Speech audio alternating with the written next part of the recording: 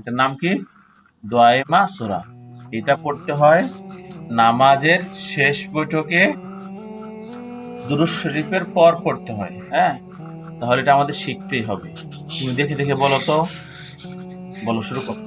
আল্লাহুম্মা, ألم সুন্দর ألم সুন্দর করে বলো। اللهم إني ظلمت نفسي ظلما كثيرا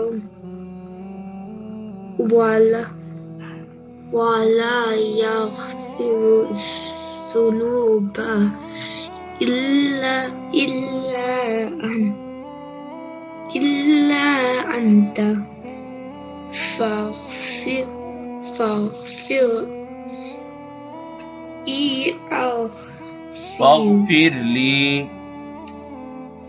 أغفر لي مغفرة من عندك।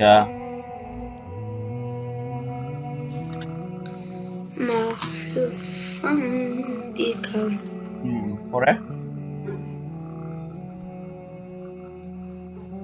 ওয়ারহামনি, وارحمني إنك أنت الغفور الرحيم মাশাআল্লাহ।